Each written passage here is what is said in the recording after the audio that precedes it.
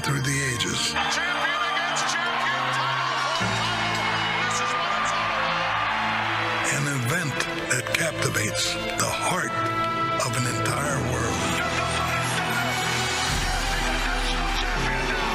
This is a night that carries us back to the enchanting world of our youth.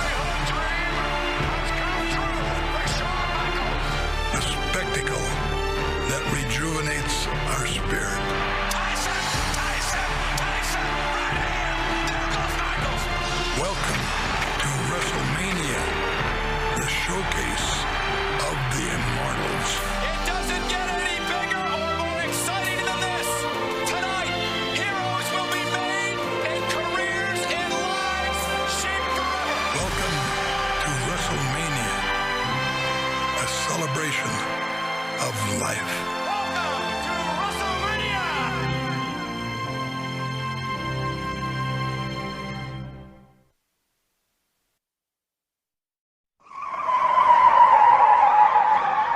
Go ahead, pop off, me and my clique put on. I'm like a young McMahon, I'm here to get your bitch off. Like I'm Ric Flair, little finger to the big boss. Man, aka police, guess I'm over your head like guitar. Ladies and gentlemen, boys and girls, children of all ages, welcome to episode 8 of the Middle-Aged Outlaws podcast. I'm Ross, and I'm here as always with Adam. Adam, how's it going? Yeah, not bad. You? I'm good, thanks. I've got WrestleMania fever after watching all these this kind of trip down nostalgia lane. It's been great fun. Yeah, it has. So our plan, as we spoke about at the end of our last podcast, after our brains were scrambled trying to rebook the invasion, was to look at the WrestleManias. We're going to do a little WrestleMania themed few episodes before WrestleMania 37. So we have been looking at WrestleManias from the 80s and the 90s, and we're going to rank our top 5 of those. So first WrestleMania was in 1985. So we've had 15 to choose from. How's it been for you to come up with a top 5? I think, like most things, there were a couple that sprang to mind straight away. There were actually a couple of disappointments in there that you sort of look back and think, oh, that'll have been good, I'll give that a watch, and then didn't really measure up to what you thought or what you remembered. Mm-hmm. And I've kind of found, like, my fandom is kind of split into a couple of categories here, because I lost a little bit of interest probably after 10 up till about 14. So I think you do always look back to what you enjoyed at the time. And equally the really early ones, so anything before 5 really, I saw them, but I was playing catch up. I hadn't seen them anywhere near the time they were on or anything like that. And I think the first video that I bought of a Mania was 5, so that one still has fond memories, and anything before felt quite old in comparison. Yeah, I'm the same, but with WrestleMania 6, I want to say that I can close my eyes and see the cover of that video, no problem at all. I feel the same, so 6 is probably my first Mania that I've got fond memories of, and go forward to 9, and then probably 15, and in retrospect I went back and watched 14. But aye, do you know, I don't think I'm doing any spoilers here, making any spoilers by saying that 9 didn't make my top 5. I remember absolutely cherishing the VHS that I had of WrestleMania 9. I absolutely loved it as a kid. But yeah, no, it's not making any top. Well, there's 15 WrestleMania. It's probably not making the top 16. Yeah, it's really bad.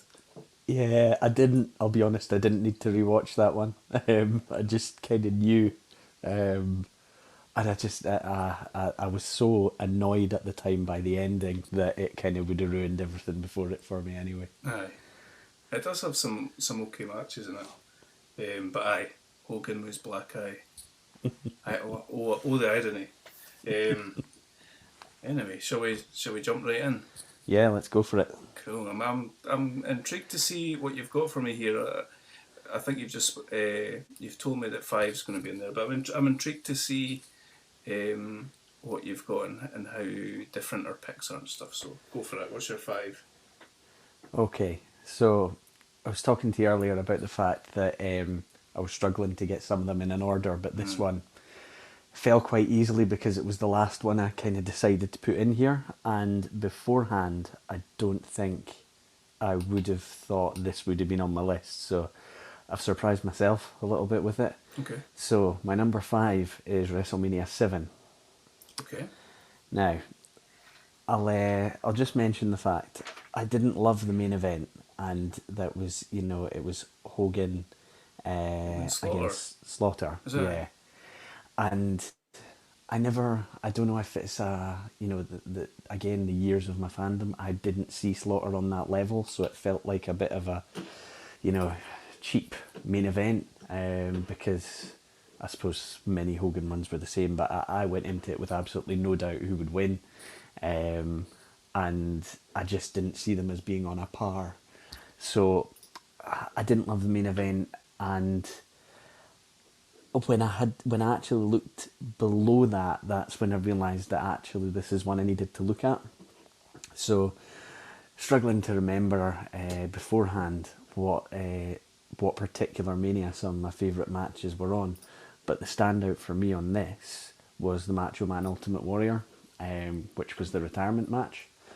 And I think we're probably similar in terms of fandom, that, Savage and Warrior were there, when we were kids, when we were watching, and they were always, pretty near the top of the card. They were big stars.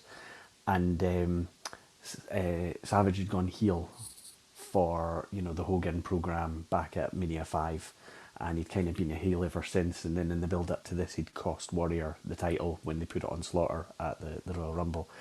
And they have this match that's supposed to be a retirement match, but we all know how retirement matches go in wrestling. But it was really heated, really well-told story.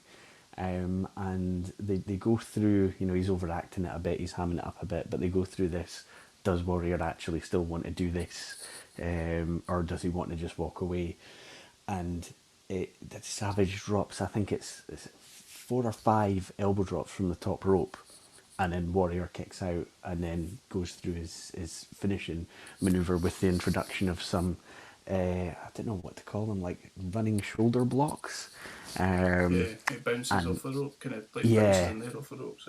Yeah, delivers a hell of a lot of those, and then the press slamming and the splash and all that, and covers Savage with just a foot on the chest, and that's after he'd kicked out of the 5 elbow drops. So as a kid, I'm watching this and I'm absolutely loving it. I'm thinking it's amazing. I didn't really care at the time about the fact Warrior, you can tell he's a bit limited, but they actually perform a really good match. I've no doubt Savage was behind most of that, but I just thought that was a real, top tier match, and kind of made up for the fact that I didn't see the main event as a main event. Because those two were main event performers in my eyes. So that match was what made me think, right, I need to actually go and have a look at the card on this. And then I remembered this was also the Mania that had a match we've discussed before, Jake Roberts, Rick Martel blindfold match. Yes. See, I've not got 7 on my list, but if I did, it would be because of that. And it's, we've talked previously about, I think it was on our finishing move podcast, that's it's just a really different, hardly anything happens in the match, but it's kind of gripping at the same time. And again, as a youngster watching it, absolutely loved it. There's a Undertaker, I think, WrestleMania debut. He'd been at Survivor Series the year before, but he is up against Jimmy Snuka, and they're kind of building Undertaker as the monster heel, and he, disposes of Snuka pretty easily. There's also a pretty good match between Bossman and Mr. Perfect, which I've got memories again that we've talked about before. We spoke about that before, and we're talking about the Intercontinental Championship. Yes, that's right. That was a good match. I remember going back and watching that. Yeah. At that time. And there's some other nice like LOD appear on this Mania, and always a team, I think, for me anyway, more associated with WCW than WWF, and one of those that you kind of heard about, but I hadn't seen much of them or anything like that. There's also a Rockers against Haku and Barbarian match, which is, you know, the high flyers against big powerhouses. So yeah, You've got Nasty Boys, you Heart Foundation there as well. yeah, and I don't know if that's any good. I'm just looking down the card. I think it just annoyed me a bit that the Nasty Boys won it. I remember being just irritated by that. Yeah, it's one of those, and I think you mentioned this when you messaged me about certain manias where the card's huge. You know, there's a lot of matches on here, and some of them get hardly any time and things like that. And there's a match that I think it's Bulldog against Warlord, who are just these ridiculously, almost grotesque, jacked looking guys, where it looks like if you went in with a pin you could just deflate both of the performers. But you know, I just felt that it was one that sort of flew under the radar in my mind because I didn't like the main event, but when I actually looked into it I really enjoyed the show. Yeah, I can relate to that. I enjoy that Mania as well. Just didn't make the cut for me, but there's definitely good things about it. Sorry, go on. Yeah, the only other thing I was going to mention was there's the sort of climax of the conclusion of the Virgil Ted DiBiase story on this, and you know, Ted DiBiase, very good performer over the years. Virgil had been his I don't know was he his servant? And Probably best not go into that, like. and this was him finally, you know, standing up to him and giving him his comeuppance with all the promptings of Roddy Piper. And now when I look and I just see Virgil as this guy who couldn't really perform, he had a good look, but What do you mean? He's a world-class boxer. But I remember again as a kid, I really liked the fact that this guy finally stood up and, you know, stood up for himself and things like that. So yeah, just one more thing that sort of ticked a box as a kid.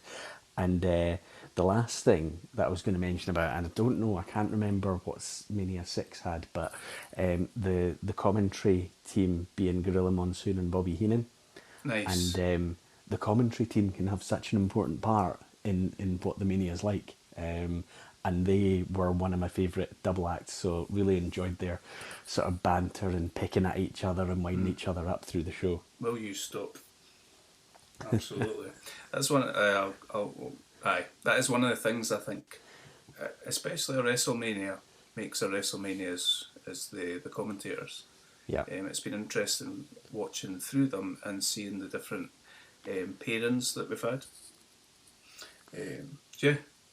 Is that your pick then? WrestleMania 7 for number 5? Yep, that's my pick. Cool. My number 5, which I'll be interested to see if you've got on your list, is WrestleMania 6. Yeah, this was the one I ruled out earlier. Oh, was it? Yep. Straight off the bat? Yeah, no, it was... I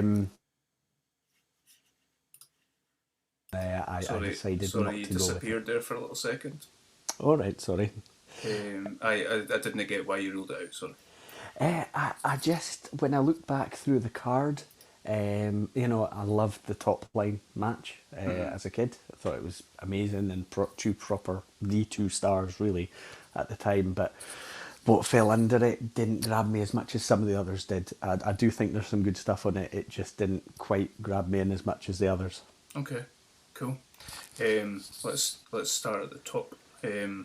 We've got the Ultimate Challenge, Intercontinental Champion against WWF Champion, Hogan versus Warrior, which was really interesting to go back and watch. Like, as a kid, I've got memories of it just being this ridiculous, amazing spectacle, an event, and going back and watching it, it's weird because I feel kind of conflicted about it.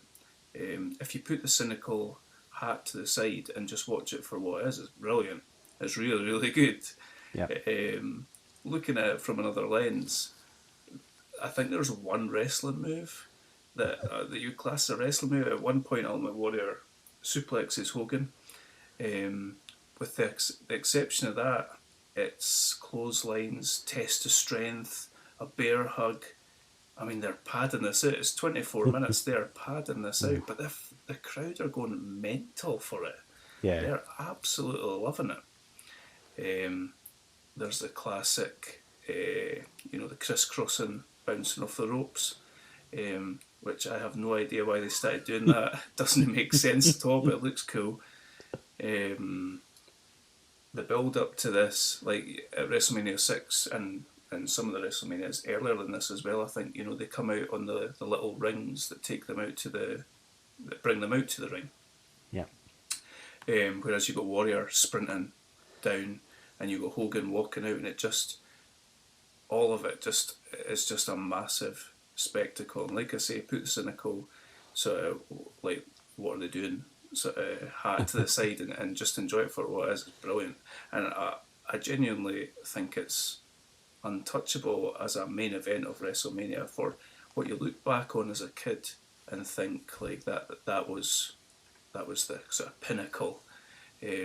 Two over the top, larger than life characters fighting each other that you wouldn't expect to happen. So really enjoyed that. Yep. Elsewhere on the card, something that was popping up to me quite a lot was in these earlier manias, as you're getting countouts and disqualifications happening quite a lot in matches, which I actually quite liked. And another thing you're getting is people don't always have to be put away by a finisher. Sometimes somebody falls off the ropes and they get put away, or like a genuinely good reason. Yeah. But you've got, the reason I'm saying that, you've got $1 Million Man beats Jake Roberts by count out, which is a really good match. And you got Jake cutting this ridiculous promo before it, like the absolute master of psychology. When I was watching it, I was thinking, I wonder if, because obviously he's working in AEW now, I wonder if they have him giving classes or whatever on promos. Yeah, they should. So good. Yeah. Yeah, I'm looking at the card and I've just remembered one other reason I didn't like this show. Ah, what? Now, I might be parroting Conrad Thompson a little bit here because I'm sure he's gone on a rant about this, but it did annoy me as well when I realised it was the case. Mr. Perfect was on an unbeaten run, and it was Brutus the Barber Beefcake that ended it. Aye. That's pretty disappointing. Do you know, I was speaking to Pat today, who's sent us in comments and stuff on the show before. He was telling me that Brutus Beefcake wasn't, or I should say the genius, wasn't aware that Brutus Beefcake was going to cut his hair after the match, and he genuinely chased after him and cut his hair. Wow. That's probably quite terrifying. It's brilliant. Were they big garden shears? What are you thinking? So, another thing about this WrestleMania was it answered one of the big wrestling questions that I've always had, Adam. It was, where did Shane McMahon get his style from, his wrestling style, with quick feet and always on the go? And I had it answered by this mixed tag team match between Dusty Rhodes and Sapphire and Randy Savage and this is Queen Sherry there, what do you call her? Sensational Sherry. Sapphire is on the go. As soon as she's in that ring, she is on the go with the fancy footwork non-stop. I've no doubt about it. She was taking a young Shane McMahon aside backstage and showing her how to work that footwork. She's incredible. Nice. Something that was putting me off, and actually, I think I texted you this, it was maybe this or another one, but I put it off when I was watching it, when Roddy Piper turns round when he's getting interviewed and his whole body is half painted black. I have no idea why. Yeah. I assume this is a race thing, but yeah, he wrestles the match in half blackface. I've never really understood it, but it's really weird. Yeah, I think when the last time I watched that match or anything in the build-up, in this Mania, I had no idea of the context. And this is one of the things, and I'll mention this when we go later actually, that much as certainly I did, a bit of studying and took some notes when preparing for this, I wasn't watching any of the TV or reading up on any of the sort of background and things like that. I was kind of relying on what they had in the package and the build-up or what the commentators talked about. And I didn't grasp anything in terms of the storyline reason for that. Yeah, it was really, really odd. But anyway, I mean, Piper tends to give you a good match. This was a short match, but Yeah. a good match. And finally, a couple of things. We had Rhythm and Blues performing their hit single, Hunka Hunka Hunka Hunka Honky Love. Nice. Great. It was nice to see Greg the Hammer Valentine with the most ridiculous dyed black hair you've ever seen. I bet he was loving that whole programme. I bet he was. Guess who? Do you know a wee bit of trivia? Do you know who drove them out to the ring in a pink I've Cadillac? heard this. Is it DDP? It's DDP, yeah. Yeah. Bang. And Gorilla Monsoon and the Body on commentary, who are just Nice. absolute comedy. I think they're my favourite duo. Them two. Yeah, I think I slightly favour Heenan with Monsoon, but I really like both, to be fair. I think they're both excellent combinations. Yeah, they're so funny. I mean, I was looking at the... Yep, so WrestleMania 6, that's my number 5. What's your 4? Okay, my 4 is WrestleMania 8. Now, I have a little bit of a rant to have about this. Hold on. Full disclosure, that's my number 2. Okay. So let's jump in together. But go on, hit me with your rant. I'm always up for a rant. Okay, so starting as we have tended to do, which is the headline match, but it shouldn't be the headline match. For some reason... It's not the headline match. Hogan v. Sid goes on as main event, and it shouldn't be. And I know Hogan is the star, and he's pretty much untouchable, but certainly in this era, your world title match should be your main event match. So that annoyed me, and I think it even annoyed me as a kid, because I didn't understand it. I didn't understand why this match was on when it was on. And then looking back, I wondered, because it's not a great match, it's two, big guys, Hogan and Sid. There seemed to be a desire not to hurt either of them, because I think it kind of looks like Sid has the upper hand through the match, and then Papa Shango gets involved later on, and then the Warrior comes out. And I do remember liking the Warrior coming out as a kid, because there's something like, I think the commentary, they say something like Hogan hasn't got a friend left or something like that, and then just as that said, Warrior music hits and he runs out and makes the save. And as a kid, I was loving seeing Warrior back. I thought that was great. But yeah, it wasn't a great match, and for me should not have been on last, which just annoyed me a little bit. What did you think of Papa Shango as a kid? I think I just thought it was weird. I don't remember being unnerved by it at all. I think I just like, what is that? It was weird, eh? Yeah. I think had Warrior been away for a while before this, or had he been back? I don't... I know he had a couple of disputes where he left over money a couple of times. I think he was still there. I think he left at the SummerSlam after Mania 7. Right. There was some sort of fallout, and he held up Vince for money. And he basically, I think on the day or the day before, said something like, he was teaming with Hogan against Slaughter in his group, and he basically said something like, I'm not going out unless you give me X amount. And I think the story goes that Vince paid him, they did the show, and then he fired him straight after. So I think this was his first appearance back since then. So it would have been, not that I was watching the TV at the time, but he would have been off for quite a few months. Well, the reason I was asking is when I was thinking about Shango is that I never looked this up or anything, but I've got memories of him like making Warrior vomit, and Yeah. did he have So, stuff come out his eyes or something like that? Or am I making that up? it was something like that, and I think that would have been straight after. So they would have gone into a program straight after Mania. That would make sense. Yeah. Yeah. It was a I weird. think- It was a weird finish, and like you say, they're probably just trying to make both guys look strong. Yeah. No doubt Hogan would have had some sort of say in that and remaining Yeah, strong and and all that sort of stuff. they were playing the story during it that this could well be Hulk Hogan's last ever match, and they were playing that sort of narrative all the way through.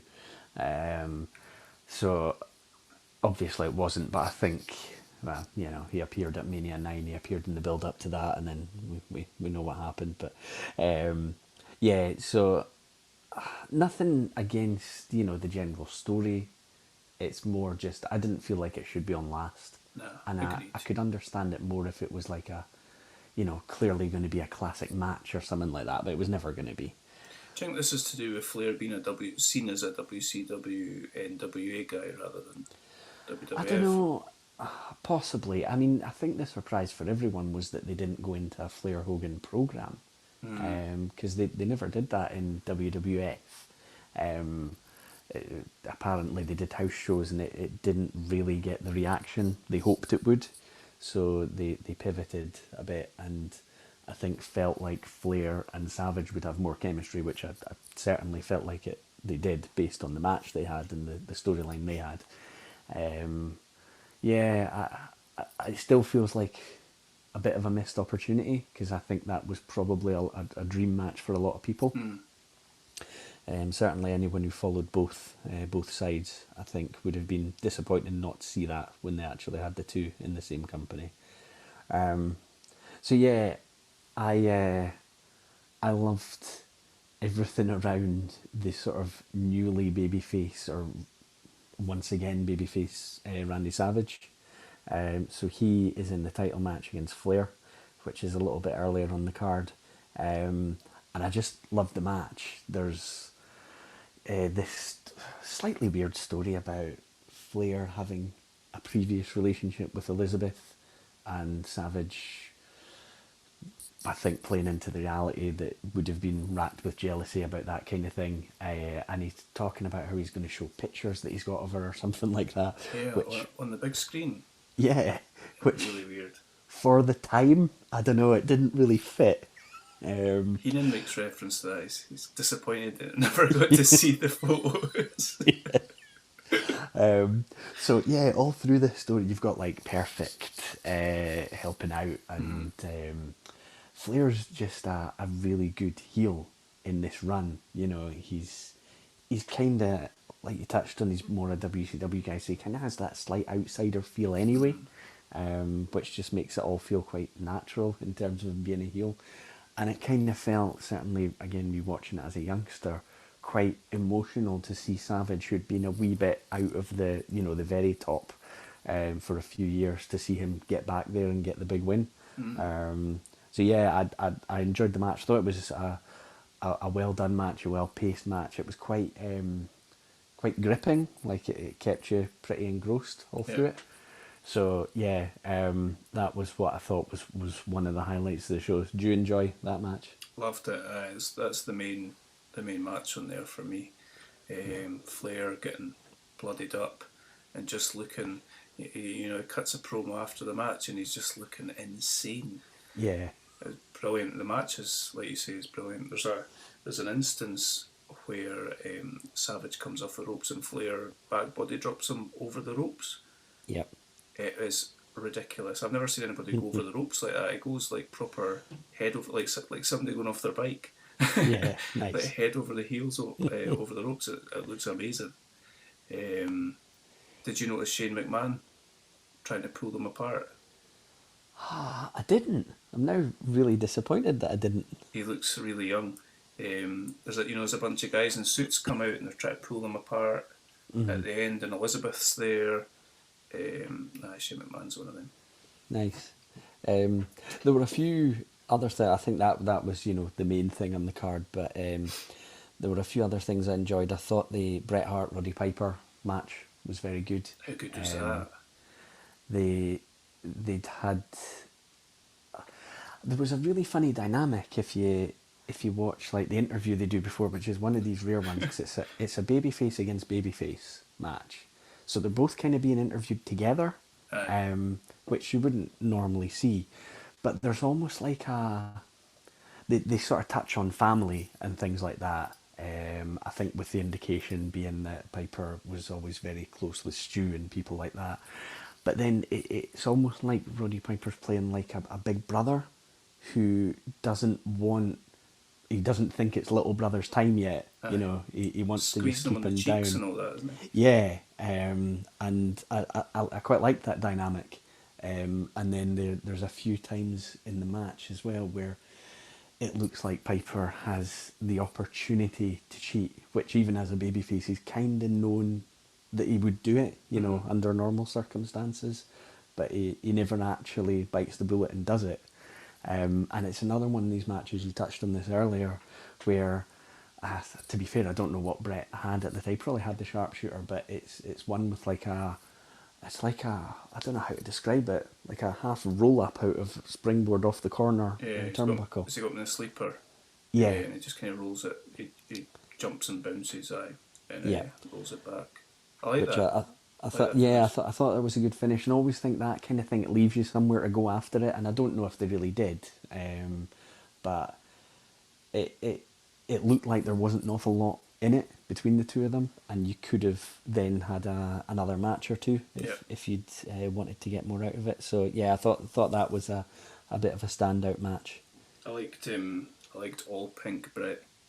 He looked like a total superstar. I loved that.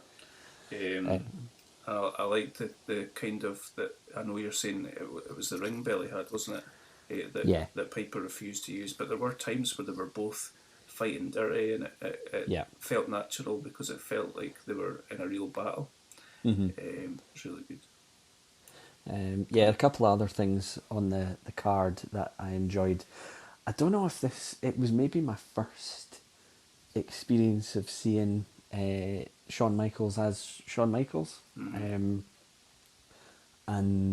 I think this is his first WrestleMania as a heel after breaking up with the Ropers. And, just him sort of trying to, I think, get to grips with that kind of character, and Sensational Sherry being probably quite a good fit to have with him. Aye. So he has a match with Tito Santana.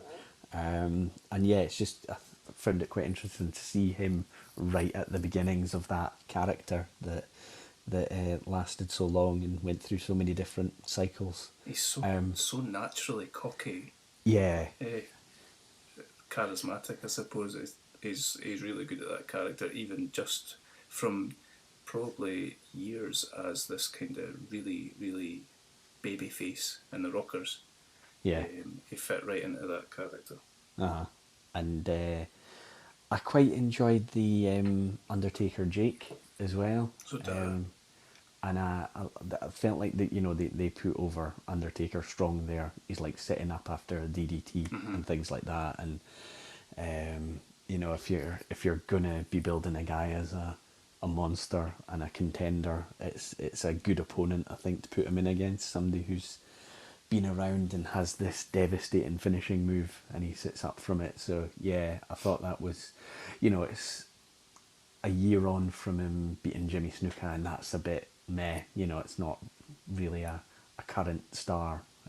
So I thought putting him with Jake was a good move, and I thought it resulted in a good match. It did. And Jake cuts another one of these sickening promos before it. It's really good. Again, if you watch nothing else on this, he's amazing. He's so good at speaking to the camera. To me, it felt like when I was younger, it felt like Undertaker and Jake the Snake had this huge big rivalry that seemed to go on forever, but I think this maybe only went on for like a month or something like that.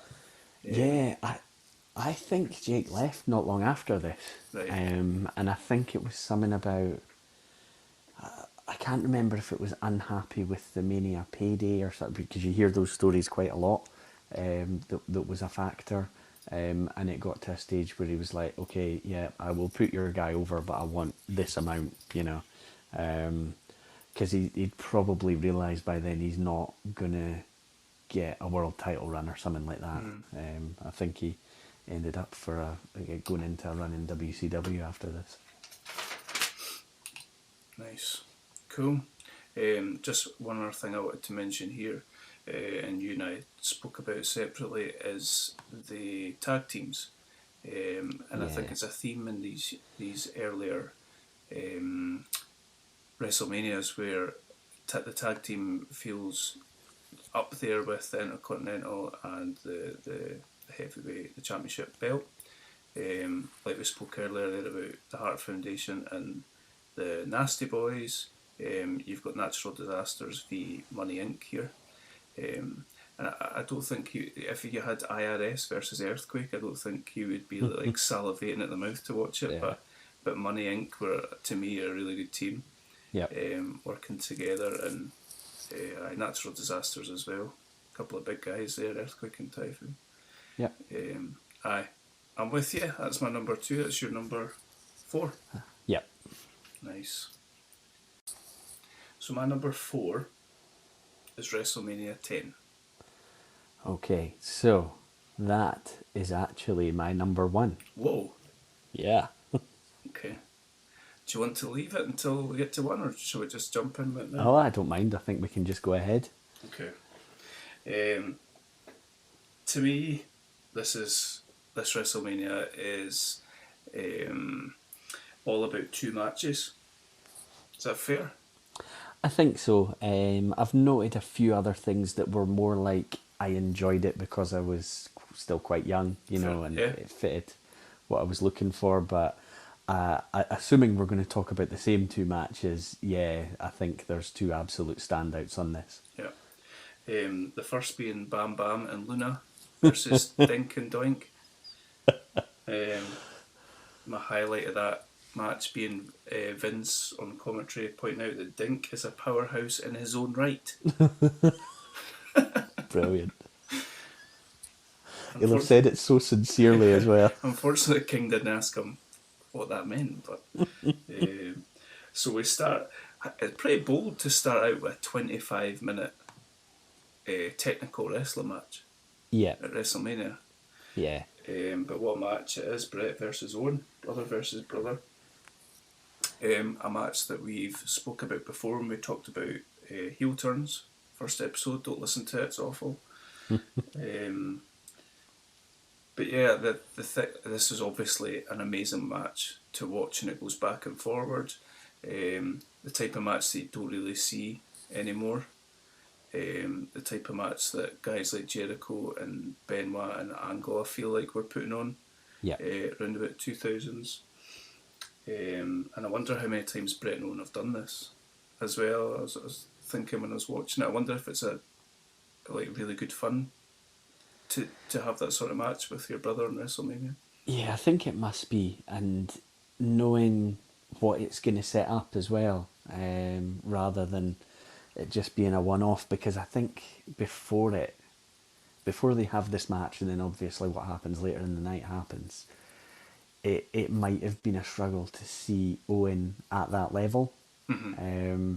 But they put him there. They put him there in this match, and it's just so well done and sets up everything that's to come. And it's an absolute clinic they put on, and it actually, this is one I rewatched about a week ago maybe. It just made me think. I think you've mentioned this before. All the matches Owen potentially could have had, because the style he had would have fitted so many of the sort of, Benoits and Angles and things like that came into the company, and Guerrero, and there was a little bit, I think, of crossover with a few very skilled workers, but it's just a shame that he wasn't there to have a lot more matches with those type of performers. I like what you're saying about what goes on later in the night. It's probably very rare for someone to compete in the first match against someone who's probably seemed to be a level under them. Yeah. To then go on and fight for the title, and for you to believe in them, and for them to go ahead and win the title and it all seemed to make sense. Yeah. And I think they obviously had the plan going in. I believe Brett wanted them to do this because he wanted to work a program with Owen, and he felt like he could elevate Owen. And I think it did just show in that match that Owen had the skill set, and you could easily elevate him. I think it was about giving him a reason and just that little bit more edge to his character, Yeah. which it does. You know, the way the night unfolds does that. But it's so obvious when you're watching it that, you know, he is move for move. He's there with anyone. Yeah, absolutely. And I think maybe it was the first time that I would have thought of, not stopped thinking of him as the just a high flyer. You know, he's obviously a very skilled mat wrestler, which came across loud and clear. Yeah, I think it's almost disappointing where this went. You've got, jumping ahead here, but you've got Brett celebrating in the ring in quite a weird scene where all the faces come out Yep. and lift them up. That's so odd. It's almost like, I was thinking, this is like the end, you know, you go to the theatre and like everybody comes back on stage and gives a bow. It's like, this is, Yeah, anyway. there's these weird scenarios that play out in my head of somebody being like, I don't know if I'm a face or not. I go out. To me, everything I do is justified. So, Class. I was going to say to have Piper in that situation, but he's out there already in his jeans and all that. yeah, yeah, But you've got Owen comes out, and there's just so much potential there. But I think if you go forward, the next guy that Brett fights is Diesel at the next pay-per-view. yeah. I think. Yeah. Do they have a SummerSlam match? Aye. Maybe They Brett do. and They have a cage match. Yeah. I still think it feels wasted to me the way that that's all built. You've got Owen being able to say, I beat the champion on the night he became champion. Stick the belt on him, see how it gets on, but and it obviously Yeah. never happened. I always thought it was there for them to put it on him, even if it was, you know, you could see it as a fluke or something like that, the way he wins it, and then hiding, you know, and just, you know, bragging, you're never getting a rematch and things like that. I think it would have fitted really well. Bit of a missed opportunity. But it's an amazing match, and it's probably one of the best matches, certainly of these first 15 WrestleManias. Yeah. What other matches you enjoy in the card? I think if we're avoiding for now the ladder match, which we can speak about after, I mentioned being, you know, I was a big fan of Randy Savage, and this is one of these matches that there's such a difference between watching it now to watching it when I was a kid. Because when I was a kid, I loved this match he had with Did Crush. you really? Yeah. That's brilliant. It was Falls Count Anywhere, and I thought, oh, this is, you know, a bit different like this. Aye. But then when you actually watch it now, it's just garbage. What are these rules? Talk to me about these rules. Is this like an antiquated version of Falls Count Anywhere? Is this what it used to be? It seems to be. You have to stop your opponent being able to get back to the ring, right? So Savage like ties him to this structure and then tries to pull him up, so he's basically dangling by his feet. Yeah, it doesn't work But properly. he just, It just sort of falls slumps back. back down, which is just one of the many not great looking moments in the match. And I remembered they had like this program that kind of sprung up out of nowhere where they'd been friends and Crush turned heel, and without any real explanation, they just seem to talk about this new attitude that Crush has got, which just involves hating Randy Savage. It's not, anything broader than that.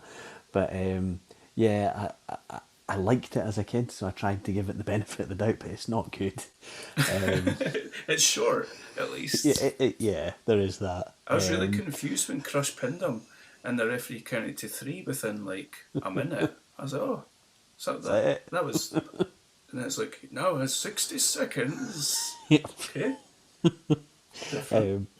I've written in my notes that the doink and bam bam is nonsense. That's all I've written.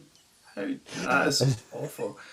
There's a horrible botch right at the end of this where Bam Bam and Luna go to bounce off the ropes, and they're both going to try and splash Dink, but he rolls the wrong way. He rolls out the way Bam Bam, and Luna splashes on him, and then she starts selling it like she hurt herself. It's awful. Yeah. I'm with you. It's nonsense. No. Who's the person pushing for these intergender tag team matches? It's like every now and then the WrestleMania they seem to pop up. Yeah, I mean, why save it for your biggest show? Get buried in a backlash or something. I remember, like, you know, there's about a 5-second match between Earthquake and Adam Bomb, which, again, it's not the best. And I think that was supposed to go longer, but I think your Click Boys maybe stole their time. what a shame. Same with the really random, I'm going to be captain of the tag team. What on earth are they talking about? There was supposed to be a 10-man tag as well, but that got nixed because of the ladder match. Yeah. I didn't, you know, I suppose you're never gonna, there's not that many great Lex Luger matches out there. I remember, you know, they tried the Luger Yokozuna thing a couple of times, and they had the big storyline where he's able to pick him up and power slam him and things like that, and it just seemed to fizzle out so quickly. And I think, I could be wrong on this, but was this, obviously there's 2 title matches because it was deemed that Hart and Luger co-won the Rumble because their feet hit at the same time. Yeah. Was that, do you know, was that intentional, or was that... I don't know. I'm not sure whether it was maybe a botch that they just thought, here's where we could go with it, or whether, because I think there was always the intention to put the title on Hart. I don't think they were ever going to go with Luger by this point. But yeah, I think there was a point where they were investing in Luger as the new Hogan. Yeah, then they realised he was Lex Luger. Yeah, I remember, I think it was maybe a Bruce Pritchard podcast, and he's talking about, they had a SummerSlam title match, and Luger wins the match, but it's by count out or something like that, so he doesn't become champ. And apparently right up until close to that, they'd been thinking, right, this is our guy, Luger's our guy, he's who we're going to go with. And the crowd just weren't buying it. And they had him go on this thing called the Lex Express. Yes. Basically a bus going city to city, and he's supposed to be out greeting all the fans. Bruce Pritchard saying something like, the problem was he hates people. he's like, much as you can criticise Hogan and all that, he's generally, you know, quite a friendly, outgoing person, and Luger isn't that. So they're trying to force him into this role that just didn't suit him at all. And I think they maybe pivot to, is it Luger and Perfect? Right. Because Perfect's the ref in that first title match. That's right, aye. It's a really kind of woolly finish where he touches Perfect's shirt and Perfect has enough and DQs him. So you can see that they're making the next steps for that. And I think at the time they're wanting to keep Luger strong, because who knows where they might want to go with him in future. But yeah, I think I'm kind of with the majority of the fan base that I didn't really buy Luger either. I just felt like they were, it's almost quite a modern thing with some performers trying to ram this guy down our throats, but nobody really was buying it. For it, yeah. I've got a really low opinion of Luger, so I was pleasantly surprised by this. I actually quite enjoyed it. Okay. Luger is massive. He is. Like, unbelievably so. I wonder if he ever fought Hogan. I'd quite like to see them together. I'm sure he would have in WCW. They did in WCW. I think it might have been... You know how Luger on the first ever live Nitro... Yeah. He does the walk-in. Yeah. I think he maybe confronts Hogan. He does, actually, you're right. Yeah. I know where you've been. I've been there too. Now I'm here to play with the big boys. That's right, I'll need to go back and watch that. Was this after the narcissist Lex Luger? I think it was, He was the narcissist when he was first brought in, and he was... I think basically he was Bobby Heenan's new guy because Flair had gone back, I think. Right. And he was, going to get the push, but it was something to do with a non-compete that they actually brought him in under the Bodybuilding Federation banner. Oh, really? Because he couldn't actually sign with WWF, but I think it was Vince's way of giving him money immediately and having him be around but not be in matches, but Right. it meant he could have him under contract effectively and start making the plans for what he was going to do with him. Well, they waited out a few months where he wasn't allowed to perform for them. So yeah, I think they maybe, if they'd pulled the trigger at SummerSlam or something like that, maybe I could have bought into the Luger thing, and maybe that kind of situation didn't help him, but I just always found him a bit meh. Aye. The whole USA pants and all that's just... Yeah. That's proper, like, forcing it, especially going against Yokozuna as well, it's forcing it down your throat. Yeah. On to better things. What about the WrestleMania rap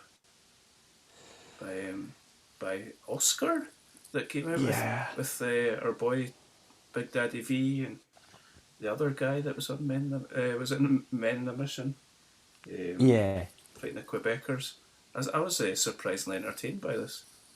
Did you enjoy it? I did. I enjoyed Raven at the side doing his Raven pose, even though he was Johnny Polo. I did actually quite enjoy that. I think we're the same in always having liked Raven. I don't think they ever really used him in ring, did they? In that whole No, I don't think so. era. No. Yeah. Well, what was he supposed to be supposed to be a polo player, was he? I think so. I think he was just supposed to be this, slightly posh, ultra successful guy. It's so random compared I to know. what he went on to be. I know.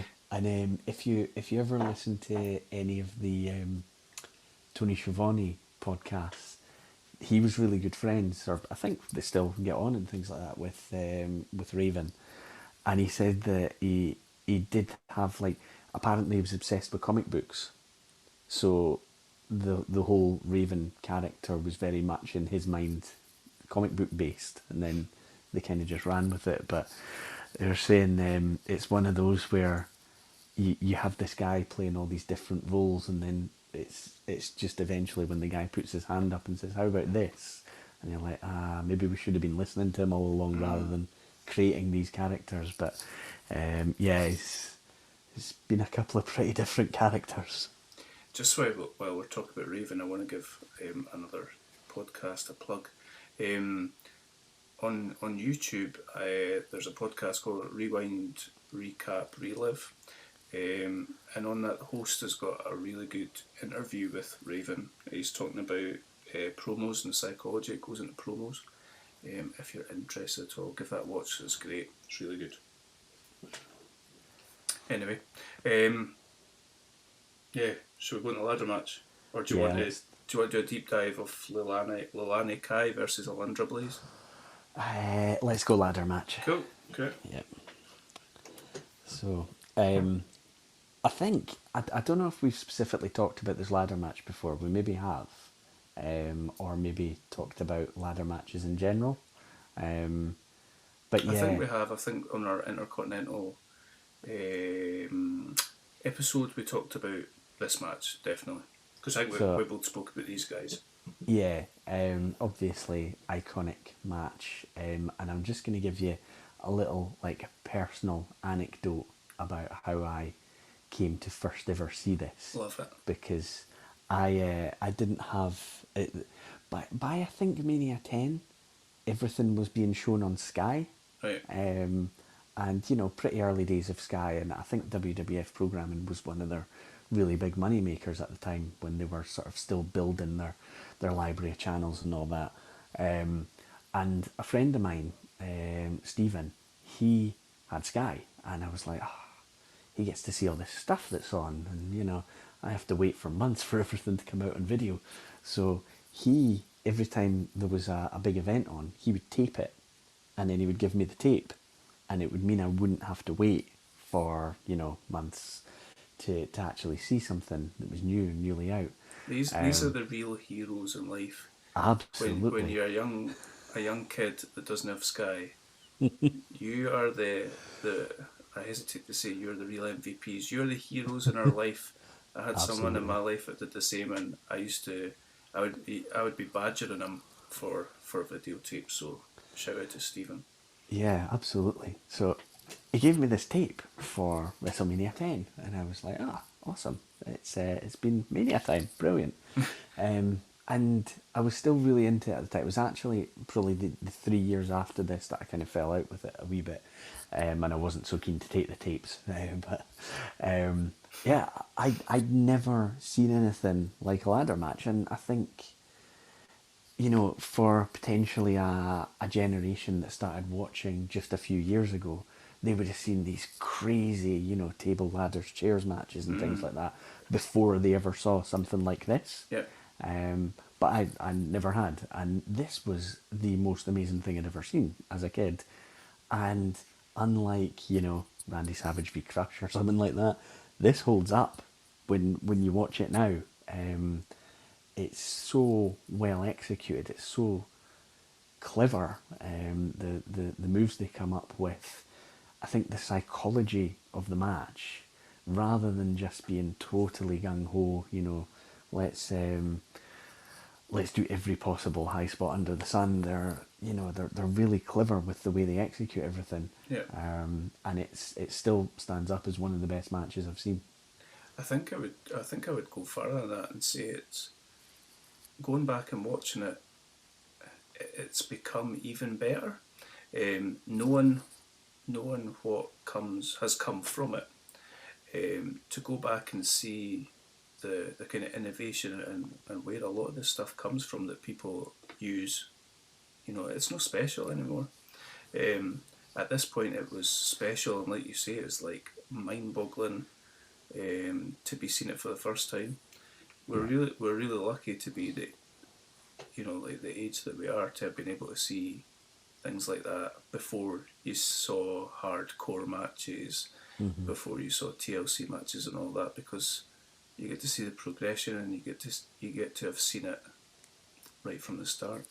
Yeah. The innovation and the storytelling, like you say, psychology, and like it's not relying on crazy, like, you know, there's nothing out of the ordinary when you look back on it now,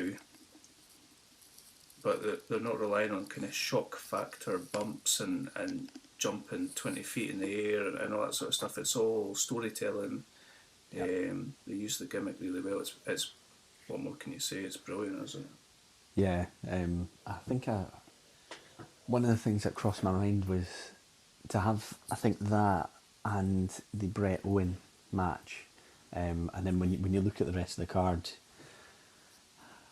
sort of quite rightly, these are massively the standouts. But I genuinely thought they were two of the great matches. I think the show kind of felt important to me because of those.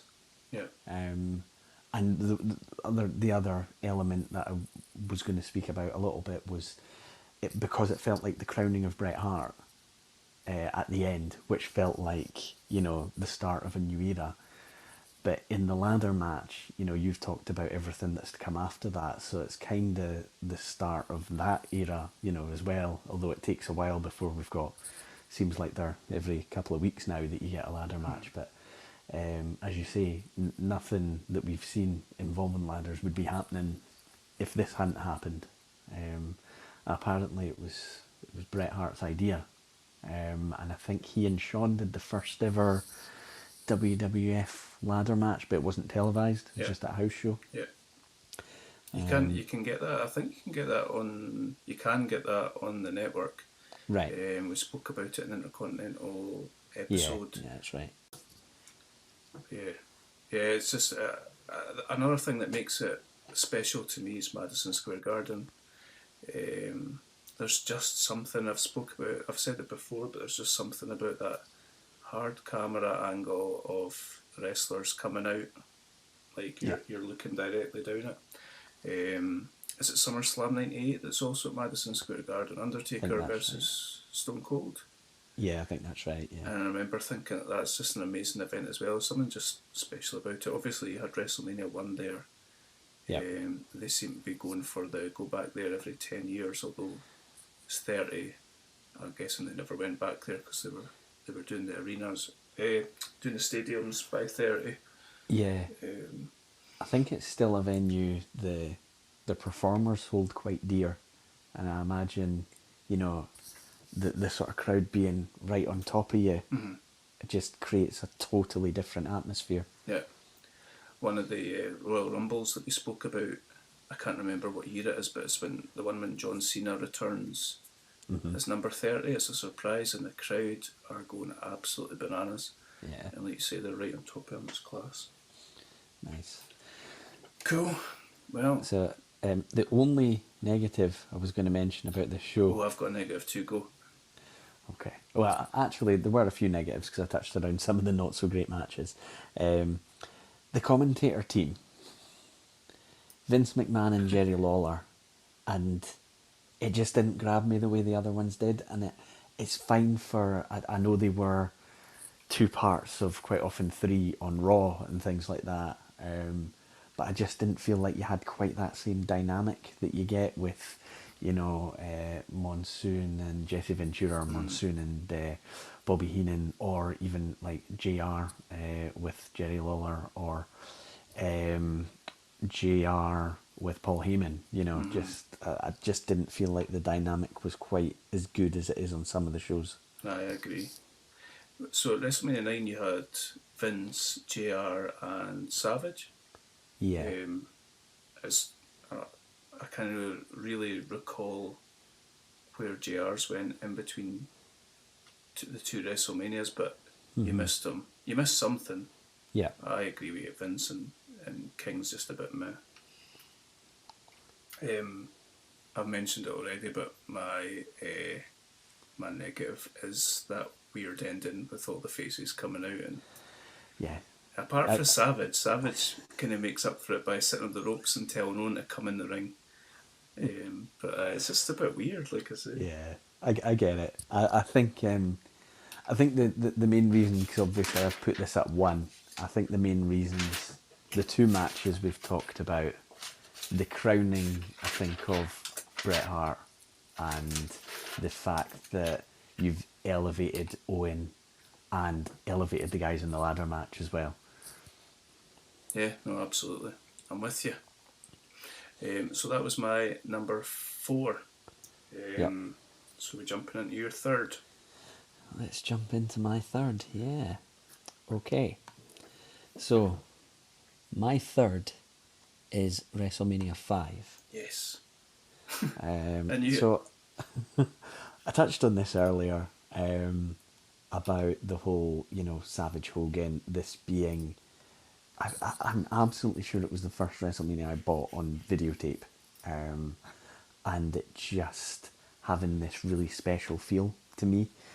And just for a little bit of background on my thoughts on it, when you look through the WrestleMania main events, you know, the first one had a tag match. It was Hogan and Mr. T against Piper and, was it Paul Orndorff, I think. The second one, Hogan against King Kong Bundy. The third one, Hogan Andre. I get that one. That's okay. Fourth one, the tournament, and I kind of get that as well. But this felt to me like here is 2 of the biggest stars, 2 as a kid of my favourites. They'd turned Savage heel quite brilliantly.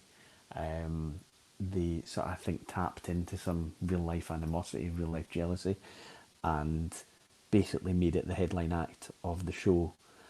I think there's not many reasons, but one of the reasons that I'd put it slightly above 6 from my memories is that nostalgia feel, but also the fact that it being babyface heel, which might sound, you know, why do you need that? You know, I've already touched on some face matches that are pretty well executed, but I like the top line match being two absolute top tier guys, one babyface, one heel. Yeah. So yeah, I know I've talked about the storyline behind Hogan Savage previously, on the jealousy angle, Savage having some issues with the way Hogan is with Elizabeth, there being backstage fights breaking out, them kind of not saving each other when there's a beatdown despite them being partners and things like that. It just all led to this match.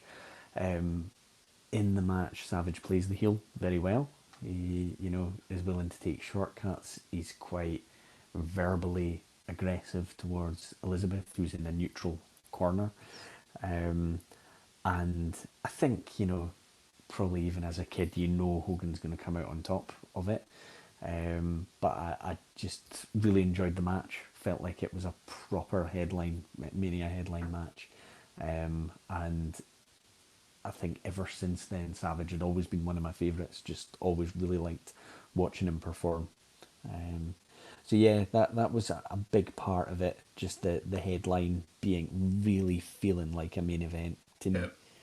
I feel like this WrestleMania is like the kind of WrestleMania as we know it, the first proper WrestleMania as we know it, with the big main event. Yeah. The one-on-one. Yeah, and I think people see Hogan and Andre as that, which is absolutely fine. I think that was just a wee bit too early for me to get as into it as I could get into this. Aye. There's a few other things that I really liked about the show. I was always... Ravishing Rick Rude. I hated him as a kid. And I assumed that was the plan. You're supposed to hate a good heel. But I really hated him. And I would wonder why he was in these big matches and things like that, because he's just this annoying guy. And he was aligned with Bobby Heenan, which was perfect, and he has a match with Ultimate Warrior at this event where Bobby Heenan holds Warrior's foot down while Rick Rude covers him and gets the pinfall for the win, to win the Intercontinental belt. And it was quite a shock, quite a surprise. Oh, Warrior's lost this title to Rick Rude at this event. But I would sort of qualify it by saying now, when I go back and watch Rick Rude stuff, I think he's brilliant. I think he, his heel abilities were superb. He was, I think, a lot bigger physically than I had remembered him being. He was actually huge. Aye. But I think just because he was always next to folk like Warrior or someone like that, he maybe just didn't quite look as big. But yeah, he going back and rewatching this match, I really enjoyed it, and I have since, any time I look through the network and find old matches that I want to watch, anything with Rick Rude I quite enjoy now. So it just, I think, shows how you can change as you grow up a bit. That's so funny. I wonder what it was that proper put you off as a kid. Yeah, and it might just have been... I've got memories of him doing stuff like he would always have these customised tights that he wore. Yeah. And I remember an angle with Jake the Snake where he had Jake's wife on them, a picture of his wife, and I remember, now I would be like laughing and thinking that's genius, but then it was like, what is he doing? That's outrageous. So that's amazing. Again, probably the exact effect they're looking for.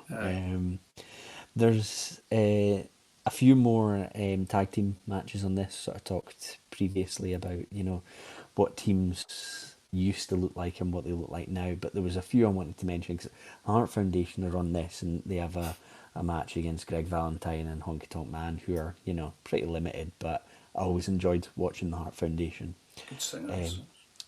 The other team that stood out to me on this were one that did not stand out to me as youngsters, but the Brainbusters, Arn Anderson and Tully Blanchard, who had obviously been part of the Four Horsemen, huge runs in WCW.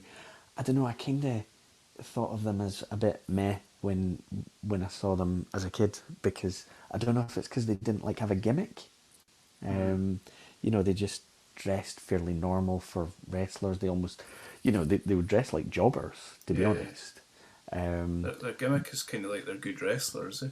Yeah, and I remember they got wins against these, really big established teams, and I kind of thought, well, what's that about? That's quite weird. But looking back now, they're really impressive as a team.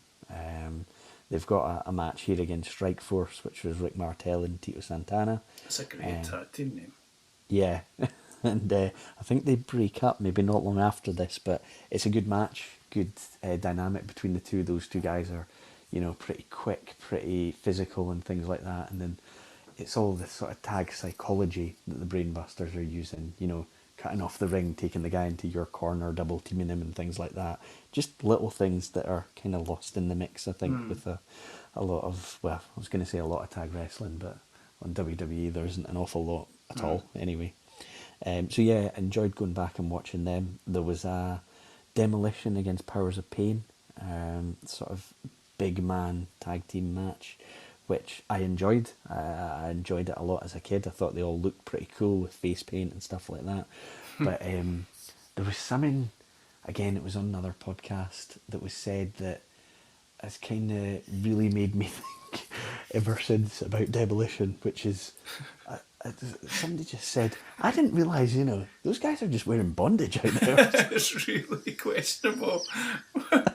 I remember when I was young thinking, whoa, they are super hard. But when you look at it now, it's like, why are they wearing like a gimp outfit, basically? Yep. So yeah, I tried not to think too much about that when I was rewatching this. There's a decent match. It's pretty short, but there's a Mr. Perfect against Blue Blazer match on this card as well, which is Owen Hart before he's going with the name Owen Hart in WWE, and he's very young, and it's he is kind of a no name, and it's quite a nice showcase for what I assume was a relatively new Perfect to the WWF. So that's fun. There's a Bushwhackers match, and again, you talk about things that don't quite look right now. I mean, just walking around licking kids, that's pretty weird. But, we need context. If somebody was to just randomly listen to a bit, that'd be questionable.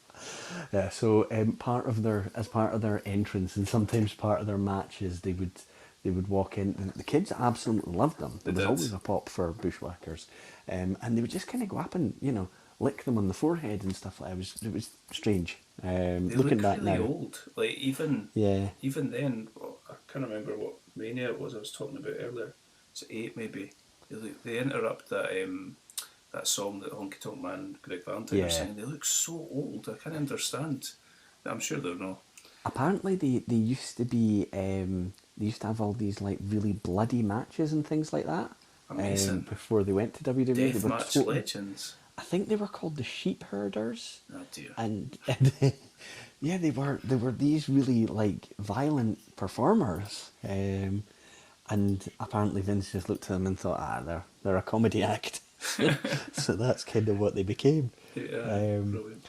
And a couple other things in here. There's a Brutus Beefcake Ted DiBiase match, which you touched on earlier, that they did this at times. It ends in a double count out.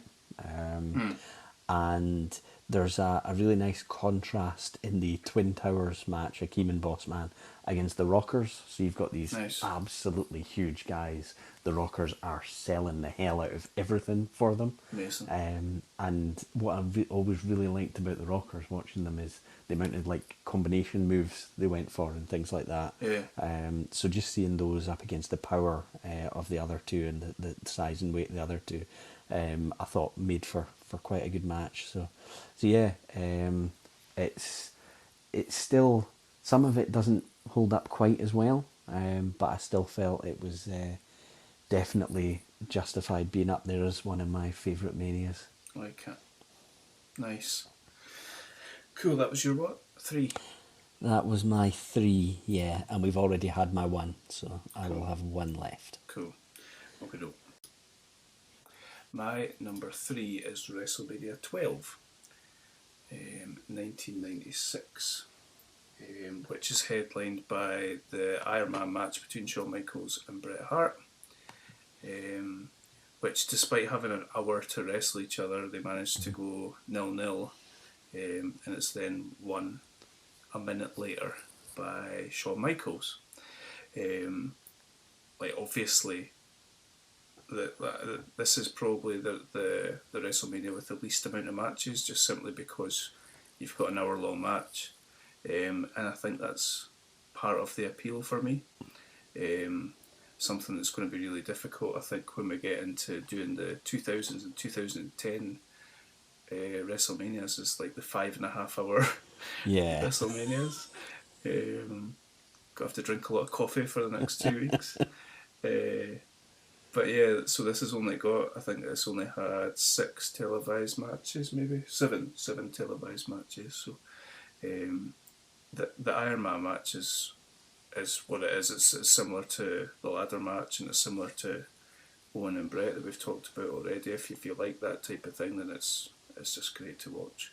There's a reason they don't do many Iron Man matches, but Michaels and Bret Hart, I think, could go all day.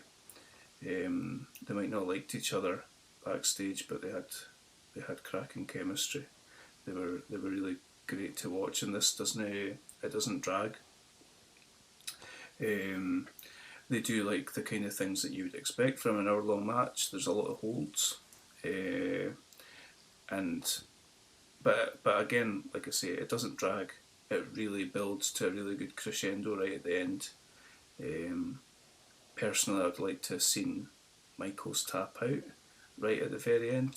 Brett's got him in the sharpshooter right at the end.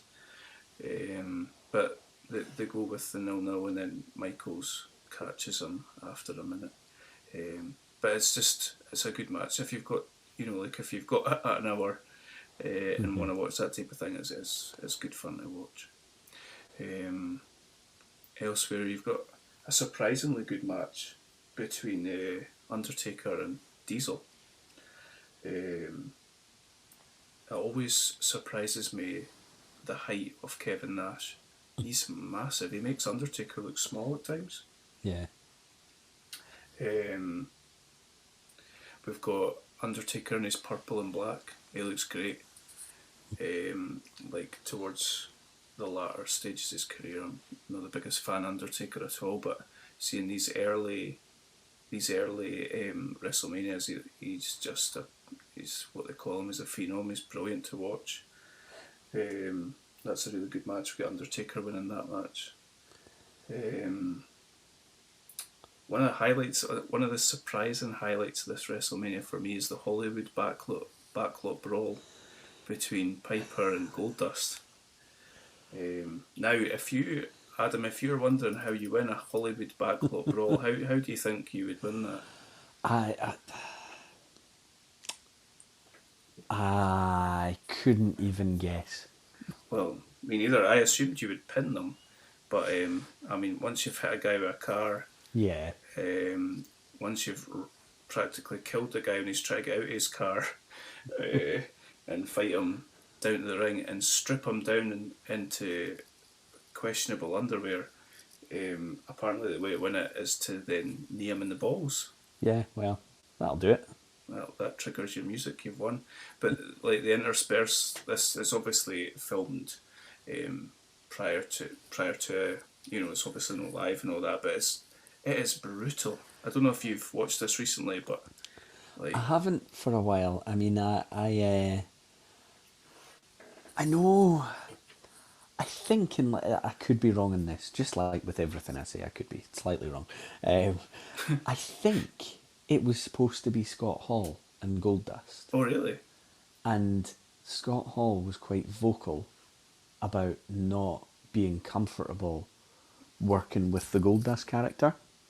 Mm-hmm. And it was, how he would do gestures and grope people and stuff like that. He just wasn't comfortable with it. Aye.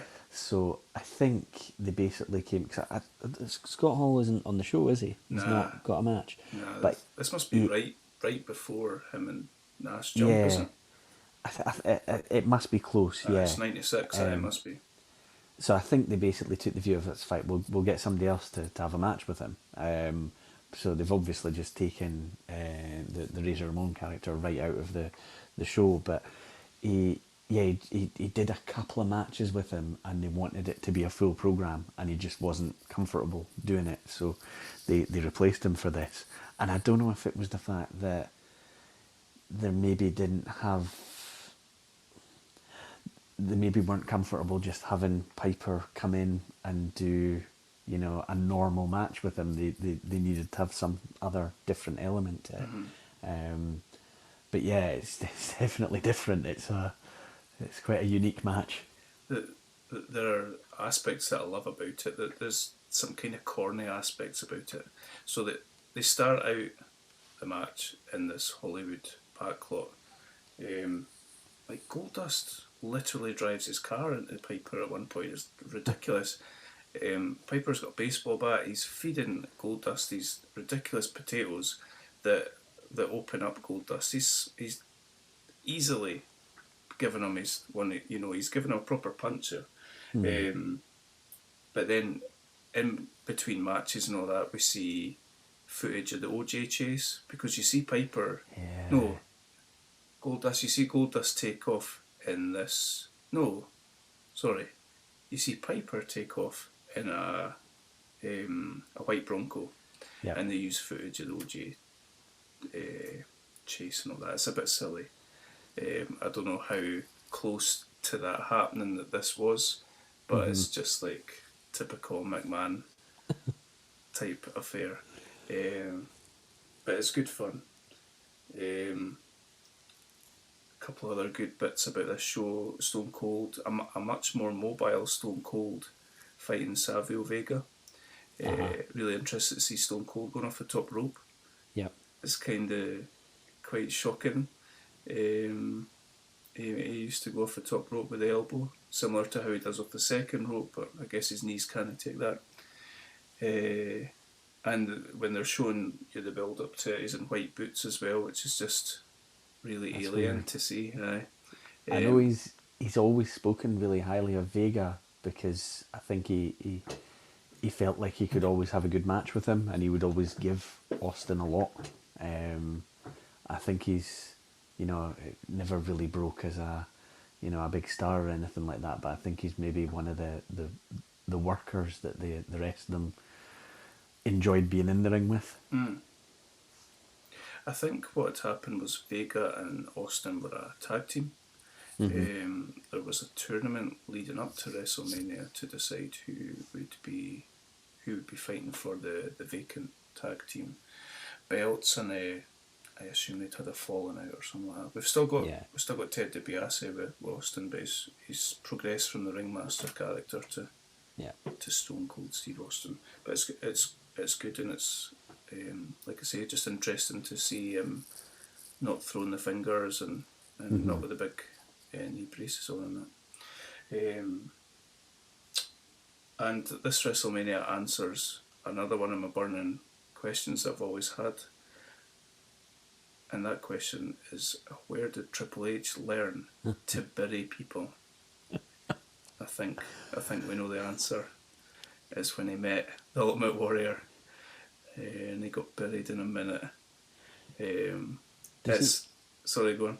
Does he completely no-sell the pedigree? Like, yeah. To be fair, like, he doesn't take it. He takes it brilliantly. He sells it as in he takes it brilliantly, but he literally just gets straight back up and beats him down, gorilla presses him, 1, 2, 3.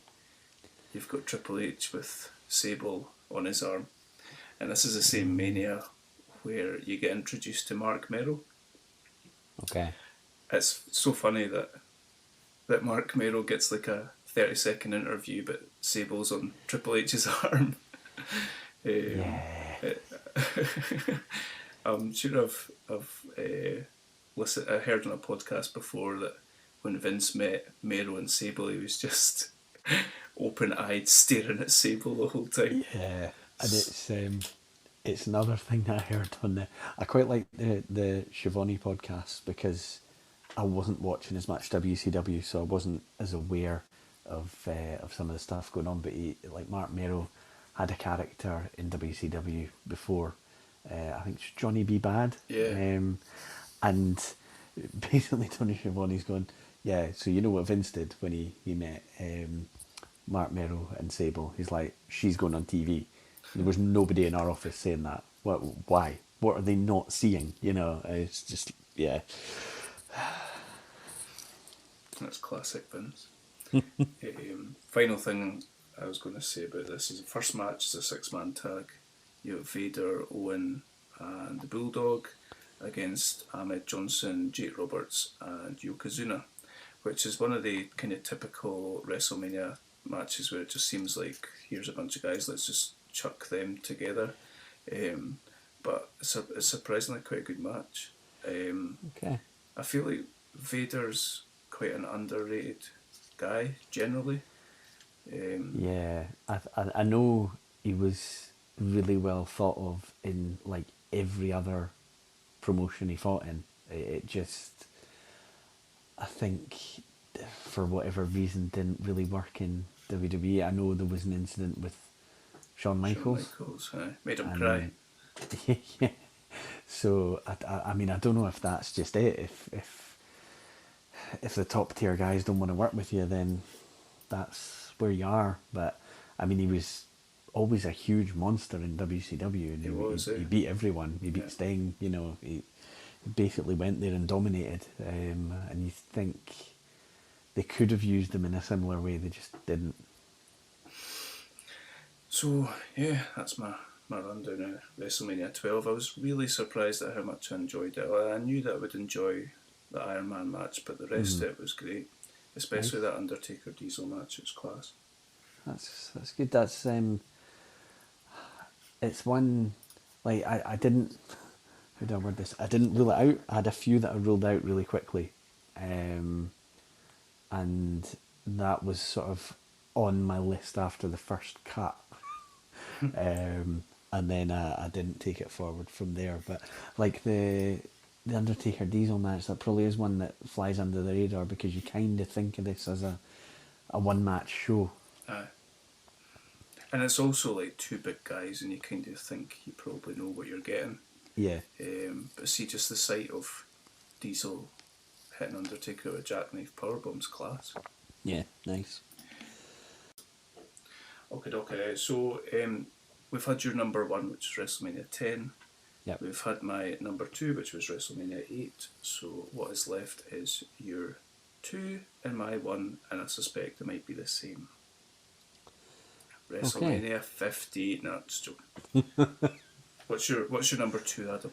My number 2 is WrestleMania 14. Yeah, and that's my number 1. Nice.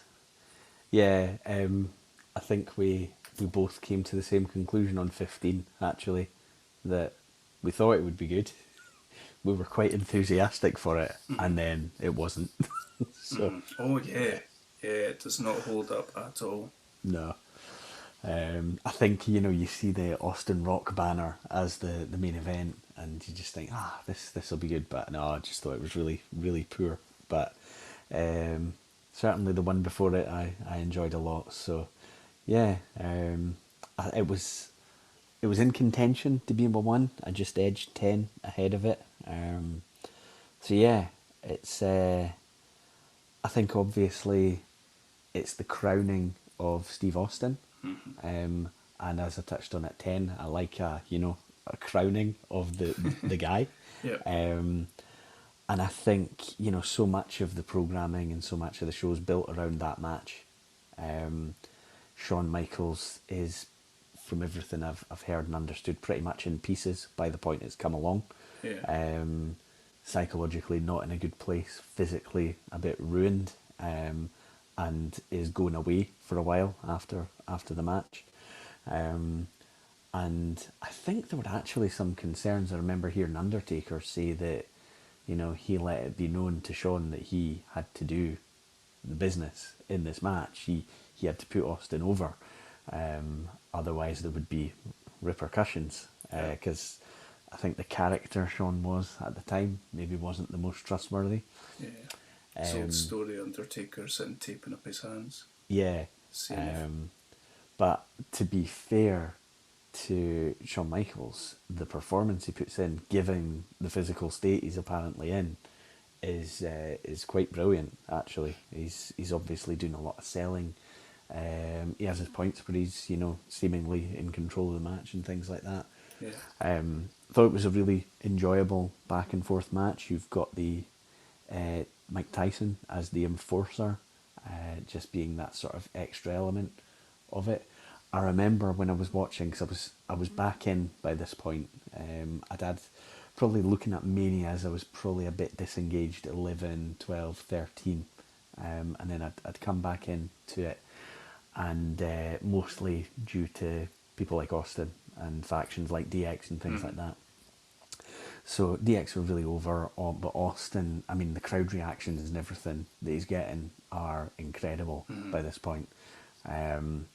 And I think they obviously added Mike Tyson as an element to it to, I think, get some mainstream eyeballs on it and things like that. He's obviously a really big, well-known name, big star.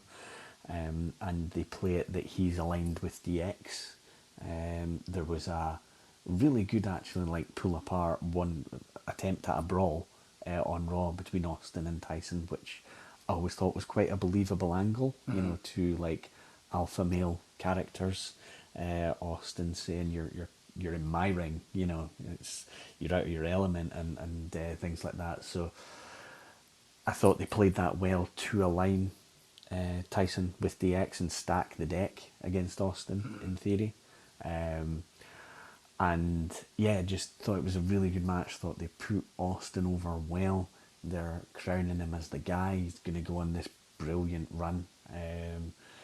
And they do this sort of twist at the end with Mike Tyson knocking out Shawn Michaels after Tyson does the actual count, because there's been a ref bump. So a very fast count. Yep. And I'm not sure what, in the cold light of day, what people would have made of that, but very fast count. But then, obviously Tyson doesn't like the way he's been spoken to by Michaels, and he throws a KO punch. JR gets very animated when he throws that punch. Yeah.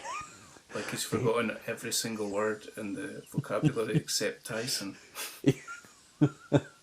He has these moments, JR, but I wouldn't have it any other way. But yeah, it just it felt like a main event, felt like a big moment. Felt like they were now moving forward with this top star, and I thought it held up really well. Yep, I agree. The build-up's perfect. Mike Tyson seemed to be really enjoying himself. I don't know what. Yeah, I think that extra aspect, it was all played perfectly. Yeah. He had a questionable suck it, but we'll let him off for that. The only thing that annoyed me about the Tyson's performances all through it was he kept saying Cold Stone. I think he couldn't seem to say Stone Cold. He was only calling Shawn Heartbreak. Yeah. Why, his name's Shawn Michaels. Yeah, you are Heartbreak. Yeah, that's in the package before the match, isn't it? Aye.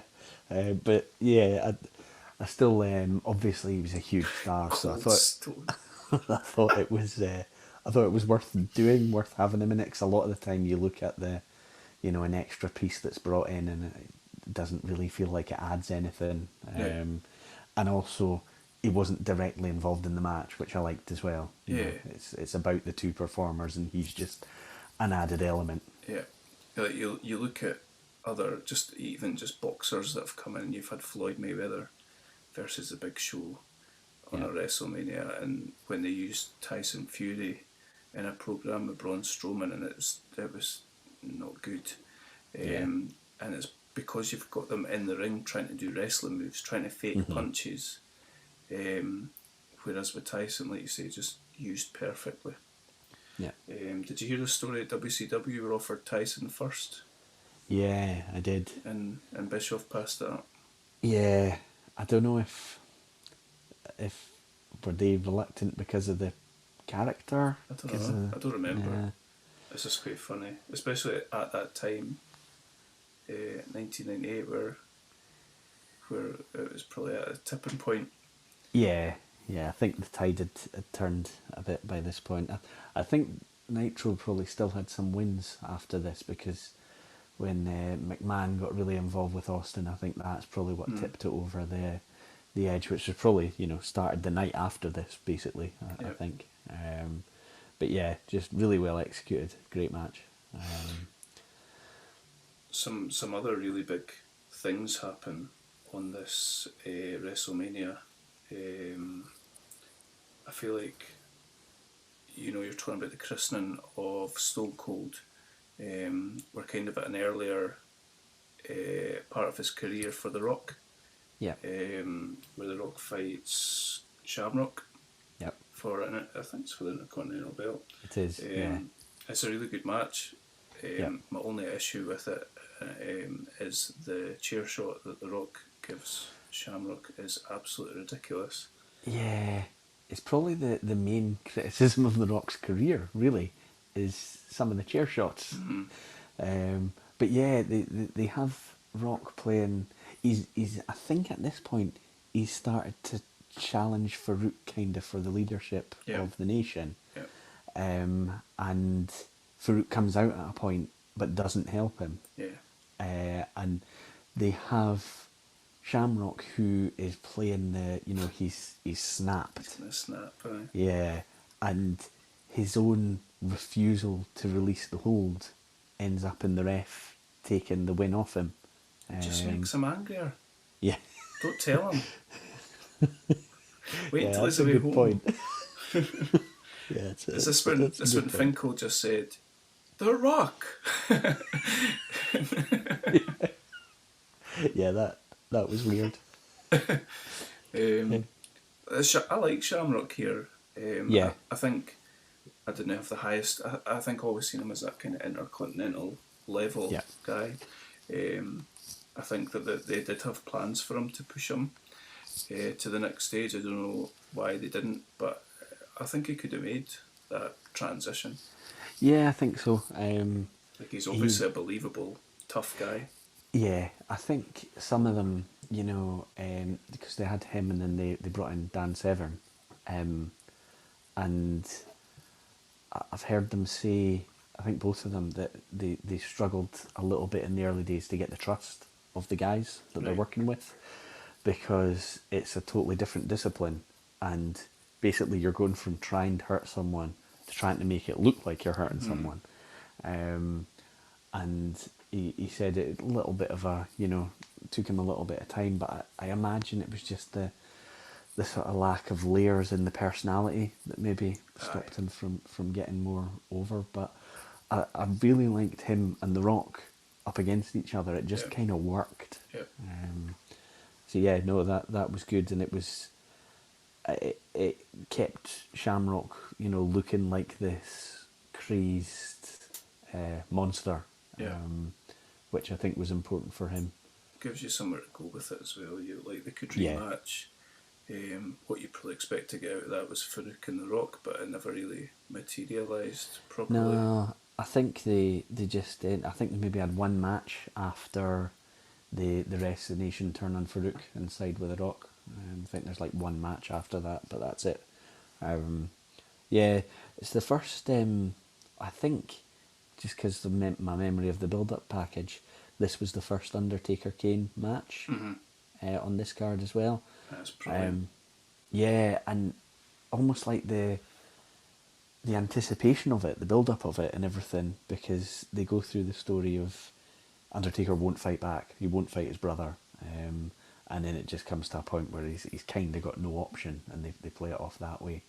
And they've got Paul Bearer with Kane, and the whole crazy backstory that they've given the character.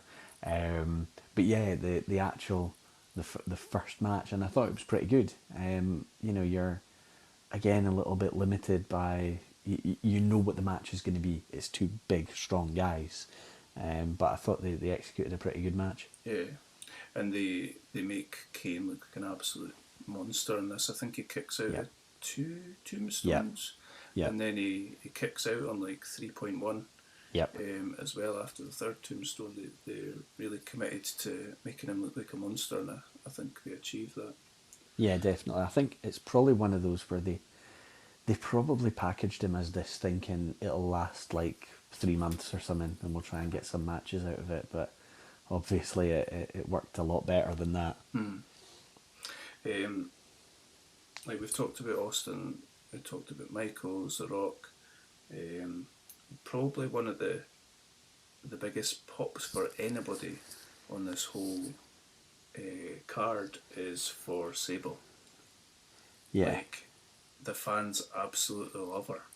Yeah. It's really surprising.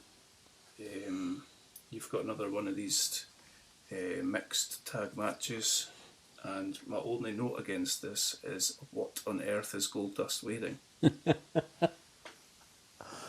Yeah. Yeah. It's a bit different. He's got his face painted red with the letters FU. Yeah. Because we're in the Attitude Era now and we're edgy. Yeah. Get it? But it's a quite good match, actually, for what it is. Yeah, I think is this where they coined the Sable Bomb? Does she actually execute the final move? She hits Luna with it, aye. Fans go mad for it.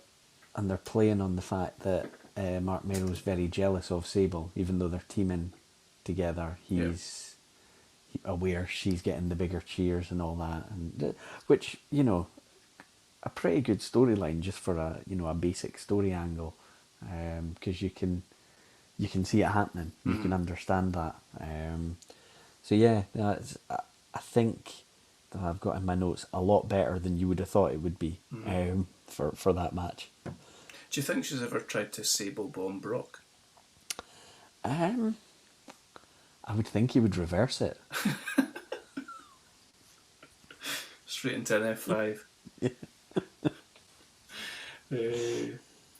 One of the highlights of this WrestleMania for me is the tag team dumpster match. Yes. What, like, here's a question: why are they not allowed to call Terry Funk Terry Funk? Why is he Chainsaw Charlie and then they just refer to him as Terry Funk for the the whole match? Yeah, I don't know. I don't know if because Mick Foley wasn't Mick Foley, he was Cactus Jack. Are they trying to, give Terry Funk something similar? I always found that weird because I didn't necessarily know a lot about him or his background or anything like that, but I knew he'd been in WCW and that he had a name. Yeah, it always seemed quite strange to me. It's quite a brutal match. It is. I suppose it's what you kind of come to expect from Foley and Terry Funk. Some of the bumps they're taking in this are unbelievable. Yeah, and this would be, just thinking timeline, this would be basically the night before the Outlaws join up with Triple H and X-Pac to form the new DX, so they're right ready to really run with these guys. But to be fair, reaction way before that anyway. But I thought the teams played off each other pretty well. There's a sort of natural, it's not necessarily young versus old because there's probably not a huge amount between the likes of Road Dogg and Mick Foley in terms of age, but it's sort of seen as established against fresh, and you're, I think, sort of positioned to think that it's the match style that gives Chainsaw Charlie and Cactus Jack the chance to actually win this. Yeah. And then they get quite creative with it, which I like. I a little bit looked at the card before watching this, kind of knowing this Mania would in all likelihood end up on my list. And this match, I remember thinking, I wonder if it's held up well or if this just comes across really badly, because I thought that risk was there, but I really enjoyed it. Me too. It's really good. There's probably only one match that isn't the most entertaining. That's what did they even call it? It's not cruiserweight, light heavyweight. Taka Michinoku and Aguilar. Yeah. But doesn't even get an entrance, poor Aguila. Yeah. Do you know who that is? No. Guess. I have no idea. It's S.A. Rios. Oh, is it? So 19-year-old S.A. Rios. He was the guy that first sort of introduced Lita to That's the the one. world. The king of Sunday Night Heat. Yes. He was always on Sunday Night Heat. Yeah. Yeah. It's not the worst match in the world. I wouldn't go out of my way to watch it, but it is what it is. But it's just like I feel like the rest of this Wrestlemania is just all the matches are really good. Yeah. Triple H, Owen Hart's really good. Yeah. I kind of wished it had been a bit longer, but actually, when I look at it, it was 11.5 minutes, which isn't bad. Which tells me that when I was watching it, it probably flew by, which is usually a pretty good sign. I wasn't sure about the whole the tag situation at the start with LOD 2000, although it's always nice to see Sonny. That didn't come across great to me. The relaunch of LOD. Yeah, well, it's LOD 2000 because they're wearing motorcycle helmets. Yeah. And shin pads. Yeah. That was weird. I did like Sonny. I just think it's a flawed gimmick, a battle royal with tag teams in it. So when your opponent gets eliminated, so do you. But then some guys were staying in, and Mark Henry was in the business for himself and just going to win the tag team belts on his own. It was a bit weird. Yeah, a little bit of a mess, but generally a very good card and a very good show that I think achieved everything it needed to achieve. Yeah. And is this our first JR and the King? Right, well, certainly WrestleMania. Yeah, I think it would be. And I a little bit cringe at some of the King's stuff now. Yeah. I think I loved it when I was younger. I just thought it was hilarious, but it hasn't dated brilliantly, some of it. Just some of the language and... Yeah. And I think we've mentioned before, I am a JR fan. I like JR. His voice, I just associate it with wrestling when I was growing up. I preferred him with Heyman. I wish that had gone on a little bit longer than it did. I thought that was a really good dynamic. I'm sure, all the lines JR's saying, he's being fed a lot of them and things like that, I've no doubt. And as soon as he says something once, he'll be told, say that every 5 minutes in every match, the people will love it. It's just a little bit cringy and a little bit repetitive, but it didn't put me off too much during this show. There were a couple of matches where he's obviously, as soon as a Sonny's there or a Sable's there, he's going to be saying what he's saying, but it didn't ruin it for me. He says something in I can't recall exactly, I didn't write it down, but he refers to Taka Michinoku coming off the top rope as like a kamikaze pilot or something like that. Yeah, and I remember he used to have this thing with the cruiserweights, because obviously... Brian Christopher. Yeah. He practically speaks about him the whole match. Yeah. Is that what you're going to say, aye? Yeah. We also had, talking to Brian Christopher, we had Too Cool in that Battle Royal, but I think they were called like Brian Christopher and Scott Taylor or something like that. Oh, okay. But that was like our first version of Too Cool. Nice. But yeah.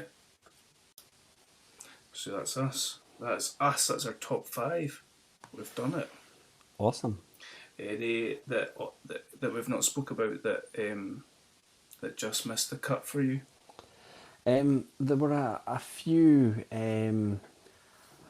12 I considered, because Iron Man match was something pretty memorable, and now that you've talked through the rest of the card, I think I might actually go back and rewatch some of that.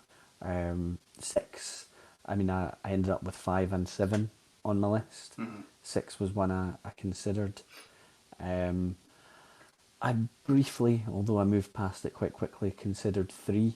It had the Hogan Andre main event, which was a spectacle rather than a great match, but it also had the Savage Steamboat Classic match on it. Yeah.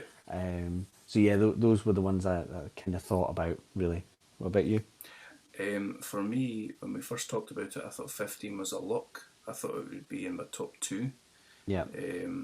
As a young man, I absolutely loved that. I think I used to put it on and go to sleep. If I couldn't sleep, I would stick that on. When you go back to watch it, like you said earlier, my God. I mean, earlier I just popped on the Bossman Undertaker match.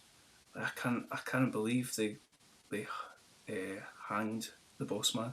Yeah. Like, it's horrendous. I don't know what they were even thinking. He probably appeared the next night on Raw. Yeah. Like you said, you've got the Rock Austin, but a lot of it's just rubbish. Shane McMahon v X-Pac. You've got convoluted storyline with China being reunited with DX, and then suddenly they've turned on Triple H and have turned on DX, and he's joined the corporation. It's just it's all a bit of a mess. I think this must be peak Russo time. Yeah, no doubt. I also considered 3 as well. I watched through quite a lot of it, and enjoyed bits and pieces of it. Some of it's quite slow.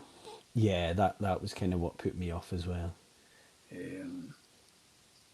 Yeah, I considered going back and watching 11, but yeah, I just didn't want to. Lawrence Taylor versus Bam Bam Bigelow didn't really get me going. Yeah, that shouldn't have. I mean, I've no issue with having the match as such. It's the position and that bigger focus on it. I just think the rest of the card was pretty poor as well. Yeah. I kind of feel bad for there's some great matches on some not very good Manias, which is unfortunate. Like the Austin Bret Hart match is on 13, which is a classic match, but sort of the rest of the card kind of lets down some of these shows. What's the main event of 13? Is it Diesel 13. Undertaker or something? No? Is it Undertaker Sid?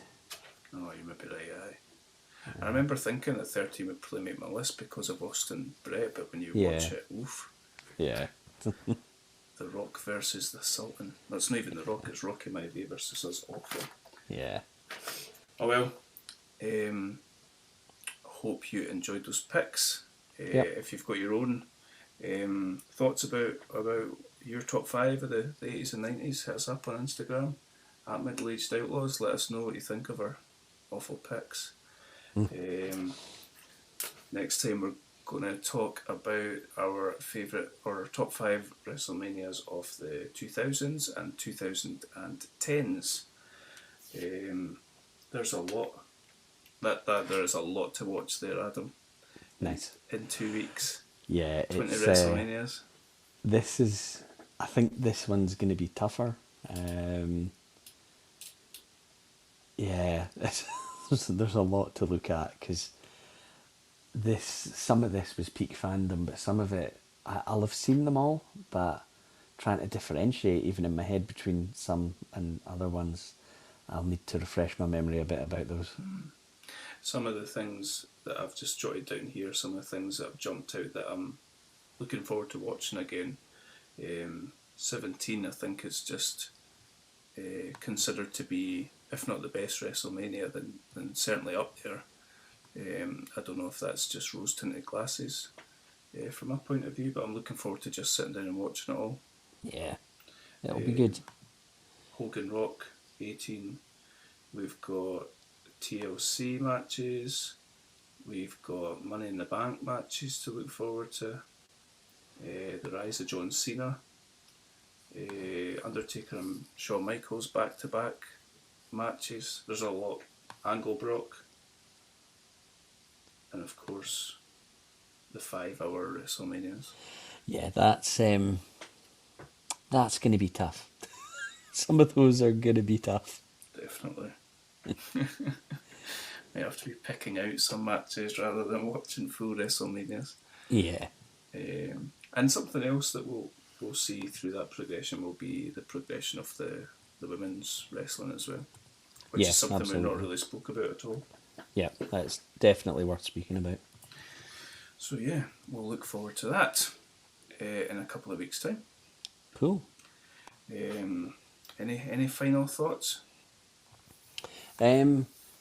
Just to say, I fully enjoyed researching it. There's been some great manias out there. I think with the network, it's really good being able to just go back and watch whatever you want to watch and refresh your memory on. And it's interesting how some of what you watched when you were younger, your view on it, either positive or negative, can have changed by rewatching it now. It's quite interesting. Yeah, no, absolutely.